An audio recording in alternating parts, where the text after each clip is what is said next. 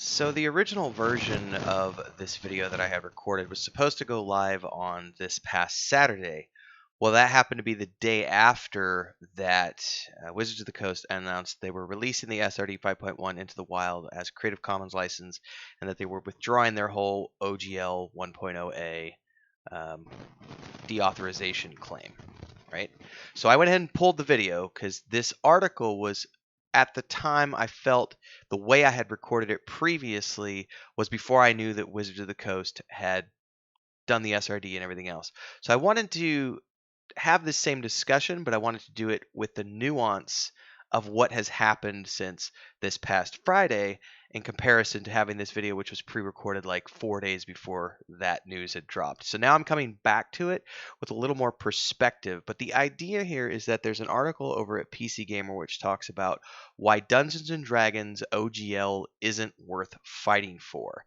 I still think most of the main points that I recorded previously still stand, so we're going to go through those. But again, the nuance of knowing what they did and the quote unquote win that the community was earned, I think, by the SRD being released into the wild, that adds a little bit of extra to this conversation. But ultimately, at the end of the day, PC Gamer has this really good article that I think everyone should go through and read at their leisure. I'm going to leave a link to it down in the description below, so if you want to go there and take a look at your own pace, you can feel free to do so. But what they're talking about in this article is the fact that, as it stands now, D&D has, for a long time, and still to some degree does, occupy a near monopoly over the tabletop RPG hobby. I believe the number that's been thrown around by most people is 85% of the market share is Dungeons and Dragons. And there's a lot, like, I'm a perfect example of their perfect audience because I have read pretty much all the Dragonlance novels. I've read most of the Forgotten Realms novels. I've played pretty much all the video games that have ever come out in either one of those worlds. And I've been playing D&D throughout first edition, second edition, my favorite being second edition AD&D, and then getting into fifth edition. And really enjoying fifth edition, and fifth edition being the edition that my wife got into. She'd never played before and was willing to try it out with us, and got into the Lost Mines of Phandelver, and then started working on art and everything else for our own tabletop project. That's how Chris got introduced into tabletop. So I have a lot of love for Dungeons and Dragons products over the year, but there's a difference between Dungeons and Dragons products and the SRD, that is the rule set, and then the management principles and business practices of the company, and more importantly, the OGL license. So knowing that they have this this huge market share, it says here, thanks to the OGL 1.0 and the 1.0A, the game itself is ubiquitous. The majority of these companies, of these other third-party companies making products, are all making D&D compatible products. In the wider culture, D&D has become synonymous with role-playing as a concept.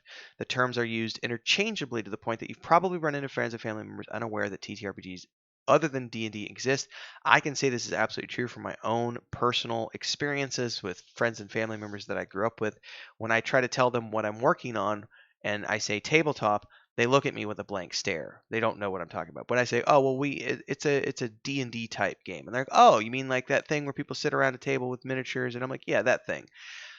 People who don't do anything in tabletop still know what tabletop is, but they refer to it as Dungeons and Dragons because that is the de facto and has been for many, many years. And I know people out there have their opinions about what system is better than D&D, and everybody's allowed to have opinions, but better doesn't necessarily translate into something that's objective. It's very much subjective. You like tomatoes, he doesn't. You like potatoes, she doesn't. Are potatoes bad because you don't like potatoes? No. It's a subjective opinion. So 5th edition and all of these editions that D&D has put over the years have been fun for a lot of people. Millions and millions and millions of people. It says here, lots of great content has come out of the existing D&D ecosystem and continues to this day, continues every day, but it's a stifling status quo. Companies and individuals making other games are forced to the fringes or have to make D&D compatible content on the side to support themselves, and that has largely been the truth for many, many years until all of these fiascos started, and now we've got the ORC Alliance being developed and everything else.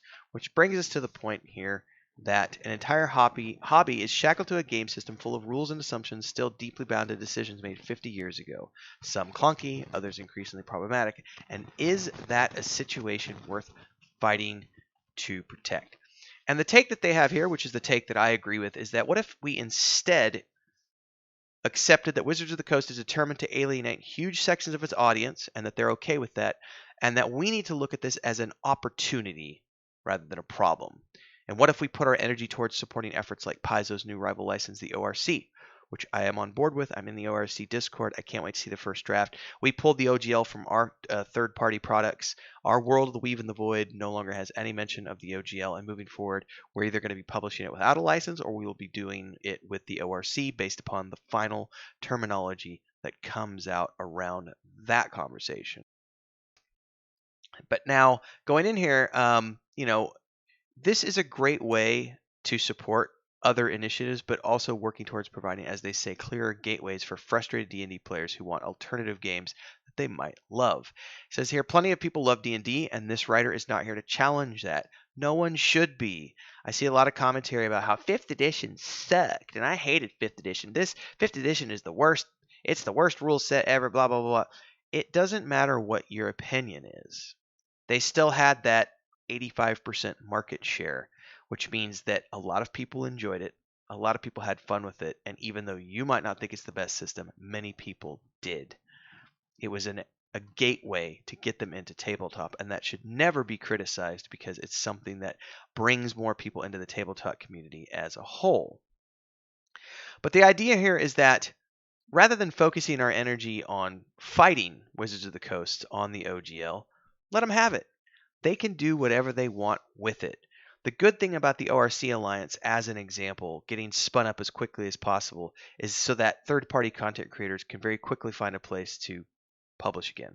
With Cobalt Press putting out Black Flag Initiative and their new rule set, there will also be an additional rule set that people can use if they want to. But here's the part of the video where I get into the stuff that happened after I recorded the initial take on this, which is that as of last Friday, let me look at the date so I don't screw this up. On the 27th of January, I'm recording this on the 30th. It's going to be published on the morning of the 31st.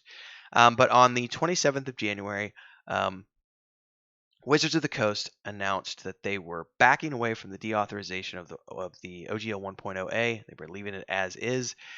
And more importantly, they were putting the SRD 5.1 into Creative Commons, freely available for everyone, which means this is the most important thing. If you were previously a third-party content creator or publisher who was publishing something through the OGL, but you had a 5th edition supplement book, again, your own unique property, your own unique product identity, your own unique IP, but you were using that 5th edition rule set, previously you had to publish with the OGL 1.0a in your book. You had to have that license in there because you were using that, because Wizards of the Coast had made the rule set tied in with the license. And you can argue one side or the other about whether or not they're allowed to copyright rules or not, and all this other stuff around product identity and things of that nature. But that was just the way it was if you wanted to use it. And now what they've done is they've separated that out, and you can choose to use the OGL 1.0a, or you can choose to ignore that completely and just use the SRD 5.1, which is the 5th edition rule set. And it's now available in Creative Commons, which means anybody can use it, and you don't have to use the OGL to publish something with that rule set. You can make it completely license-free and do whatever you want with your products, which is pretty amazing.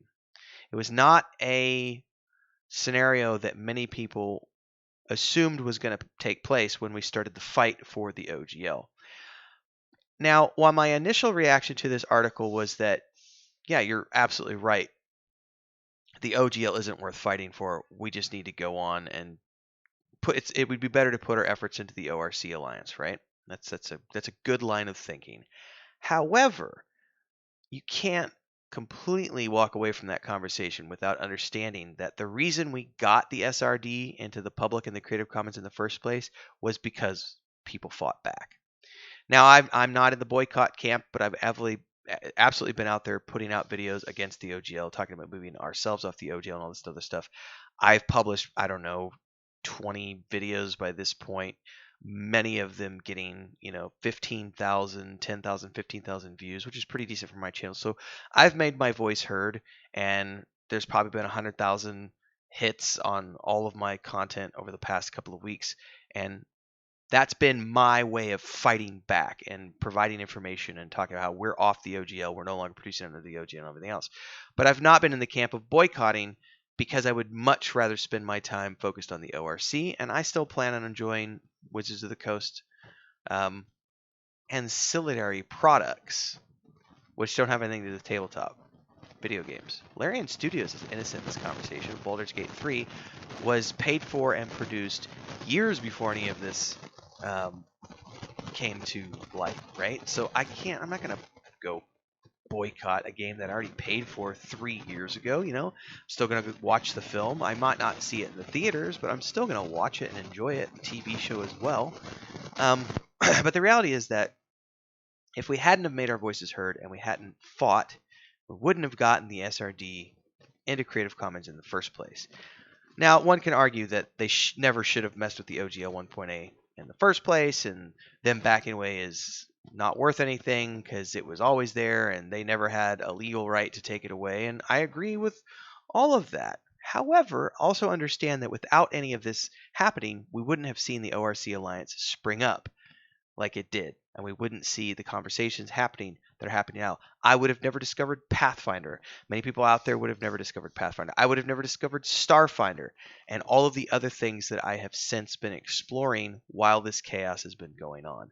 But I do still agree with the sentiment at the end of the day, the overall sentiment of it's not really worth fighting for in the grand scope of things, because if they're going to do something with 1D&D and they're going to create a new OGL and all this other stuff, let them have their cake, because the reality is they've already made so many missteps that they've lost the trust of, I would argue, hundreds of thousands of people, if not more.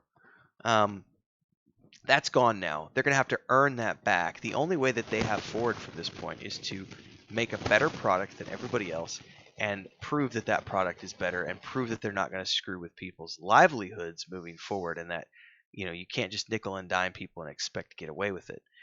It's a very interesting place that we're in, because I'm very much sort of on the fence about it, because like I said, without the fight we wouldn't have gotten what we got. But in the same token, is it worth fighting for? At this point, I don't, personally, I think that no. From my perspective, it's not worth fighting anymore for me.